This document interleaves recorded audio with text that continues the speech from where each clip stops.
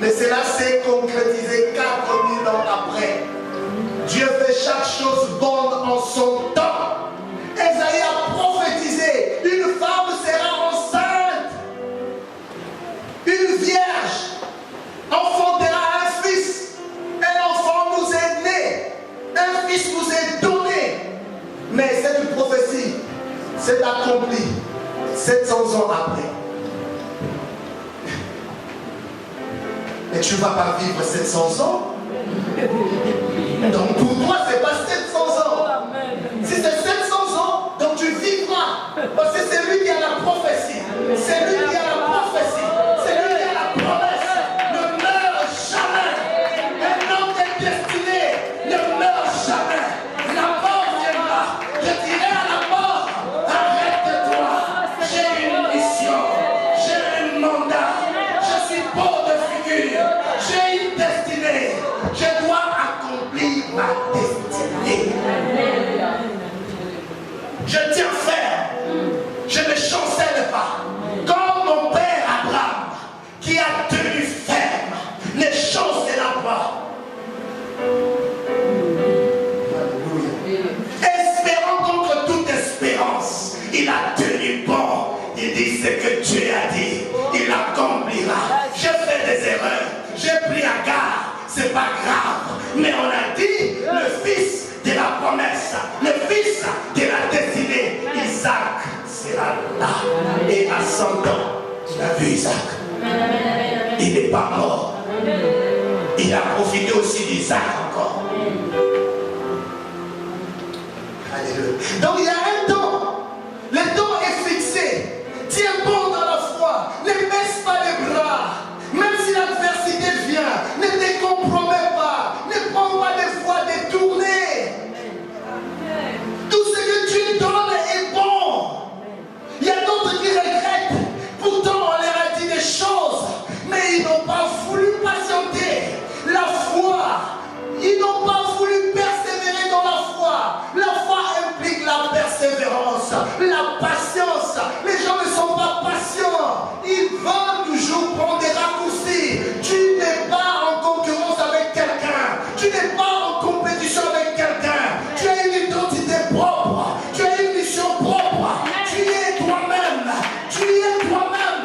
Ne cherche pas à te concurrencer à une autre personne. Parce que celle-là s'est mariée. Moi aussi, je dois me marier à tout prix. Même si avec quelqu'un qui n'est pas de ta destinée, qui ne te convient pas, mais tout simplement parce que je veux me marier, qu'on sache, qu'on voie, moi aussi, je me suis marié. Même si je n'ai pas les moyens, je veux aller emprunter, faire des crédits pour que les gens voient que moi aussi, mon mariage était quelque chose. Et après tu souffres, mais Dieu fait chaque chose bonne en son temps. Accroche-toi, persévère. Tu verras la gloire de Dieu. Et des fois ça fait très mal, trop mal. Surtout quand tu es à parler, tu deviens responsable de ce que tu as écouté.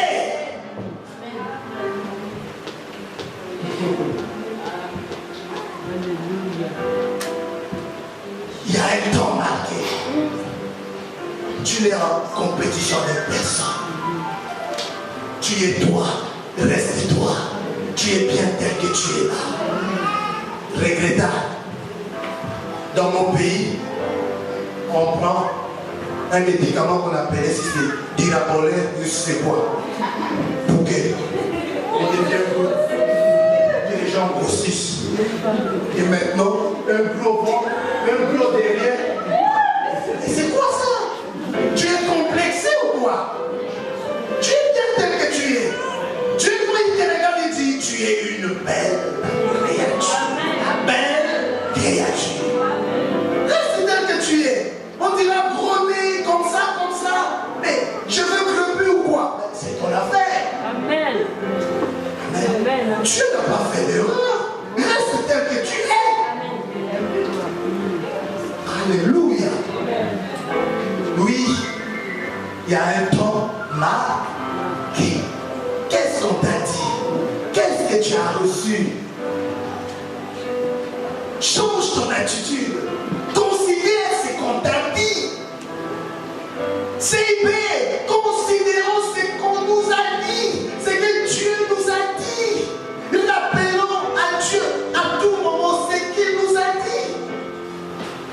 Dieu ne ment pas. Il y a aussi les circonstances. Mon ami, Dieu va permettre certaines circonstances.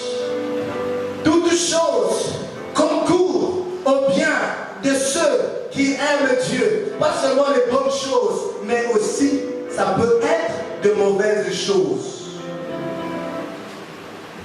Il y a d'autres personnes pour se faire régulariser dans ce pays, ils sont tombés malades. Et cette maladie a permis qu'ils soient régularisés et à la fin, ils ont été guéris. Donc nous ne savons pas toujours comment est-ce que Dieu fait les choses. On ne sait pas. Voilà pourquoi tout le temps nous devons rendre des actions de grâce à Dieu. Les voies de Dieu ne sont pas nos voies. Ses pensées ne sont pas nos pensées. Dieu permettra des circonstances. De fois, tu ne comprendras pas. Dieu, vraiment, c'est toi qui m'as appelé. Je suis resté 11 ans sans papier. C'est toi qui m'as appelé, Seigneur. Seigneur, je vis misérablement. Mon frigo est vide tout le temps. Ma femme ne peut pas se réjouir comme toutes les autres femmes. C'est vraiment toi qui m'as appelé, Seigneur. Oui, c'est moi qui t'ai appelé. C'est moi qui t'ai appelé. Oui, mais je me retrouve dans le puits. Je me retrouve dans le palais de Potiphar. Je me retrouve dans la prison. Mais assurément, les palais arrivent. Dieu te montre la vision, c'est-à-dire le sommet de la montagne. Là où tu es, il te lève. Il va te lever aussi. Mais entre les deux montagnes, il y a la vallée. Dieu permettra des circonstances qui t'amèneront même à douter de la véracité de la parole de Dieu, qui t'amèneront à douter de la bonté de Dieu, de la fidélité de Dieu, de la miséricorde de Dieu. Mon Père spirituel qui a bâti la plus grande église, maintenant 7000 membres, 5 cultes, la plus grande église, la plus belle, il a été le leader et les autres commencent à le suivre. Mon Père spirituel, il a fait 14 ans sans enfant. Maintenant c'est un millionnaire. Il est à cheval l'Europe, l'Afrique, l'Europe, l'Afrique. On a traité même sa femme de sorcière. C'est lui, c'est elle qui freine le ministère de son mari. Même les pasteurs se sont concertés pour lui dire, chasse seulement cette femme. Mais c'est un homme de parole, c'est un homme de caractère. Il est resté ferme parce qu'il savait qu'il avait appelé. Et quand sa femme, je me rappelle, j'étais en Europe, il devait venir. On l'a invité pour prêcher là où j'étais avant de commencer le ministère. Elle n'est pas venue. Mais personne n'a su pourquoi elle n'était pas venue. Parce que elle avait reçu la nouvelle comme quoi elle était enceinte. Alléluia. Il fallait qu'elle aille remercier Dieu. On voit Elisabeth qui est partie se cacher pendant 5 mois. Elisabeth, 5 mois! Parce que c'est que j'attendais. L'enfant est là. Je ne peux pas. Alléluia. Je dois améliorer mon régime. Je dois changer de quoi? Mon entourage et tout. Je ne sais pas. Peut-être là où j'irai, je vais aller chasser les démons. Peut-être, je ne sais pas. Son mari était en Irlande, en retraite, quand sa femme l'a appelé. Elle croyait que son mari allait se réjouir, sauter et tout.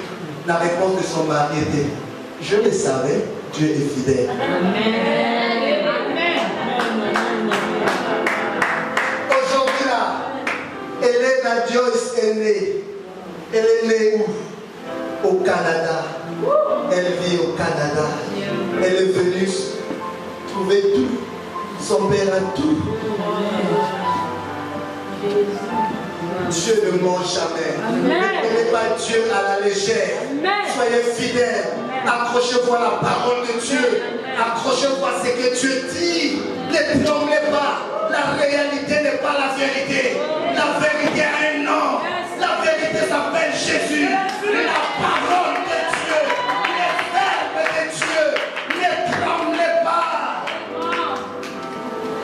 Qu'est-ce qui vous fait peur? Elle court jusqu'à son père. Cette prophétie. Et cela dépend aussi des fois des lieux. Des lieux. Pour d'autres, les affaires là, c'est pas en Europe. Oh. Amen.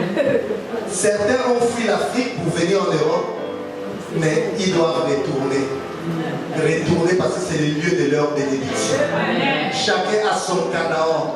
Des fois, tu vas continuer à galérer ici. Tu crois, Seigneur, pourquoi? Mais ce n'est pas le lieu de ta bénédiction. Si c'est en Afrique, tu dois retourner en Afrique. Les affaires, tu dois les faire en Afrique. Si c'est en Amérique, va en Amérique. Tu passeras ton temps ici. Tu viendras ici. Si ce n'est pas le lieu de ta bénédiction, tu pourras voir que les miettes de pain quotidien.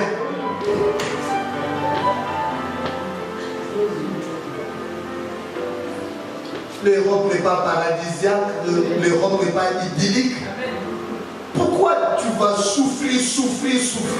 En voyant seulement des humains là-bas qui vivent mieux que nous ici, qui ont des villas. Des fois, c'est important de voir comment ils font comme ça. Mais toi, depuis que tu es là, tu as des papiers, tu as 10 ans, tu as la nationalité, tu fais combien comme ça? Avec des tours comme ça. Tu le fais? Oh, je le sais. Donc ce n'est pas l'Europe. Le lieu de ta bénédiction, si c'est en désert, Dieu te bénira dans le désert. Et si tu ne comprends pas ça, alléluia. Et de toute façon, c'est dans le désert où on a découvert tous ces pays désertiques. Pourquoi ils sont riches? Parce que dans le désert, il y a toujours quelque chose de bon. Amen. Il y a aussi des lieux, les amis. Amen. C'était mon devoir et mon souci de vous parler. Ne prenez pas la parole de Dieu à la légère. Ne négligez jamais Dieu. Un prophète est venu. Vous allez voir après. On avait reçu jusque-là que 4 ministères. Docteur, pasteur, apôtre, évangéliste. Et il restait le 5e. Il est passé par là. Il y a quelque chose qui commence. Amen. Alors accrochez-vous. Travaillez de mieux en mieux pour le Seigneur. Ceux-là qui ne servent pas le Seigneur, engagez-vous. Ceux-là qui servent le Seigneur, continuez à espérer, à vous accrocher avec le Seigneur, à la promesse de Dieu. Dieu est fidèle. Il n'est pas un. Que Dieu vous bénisse.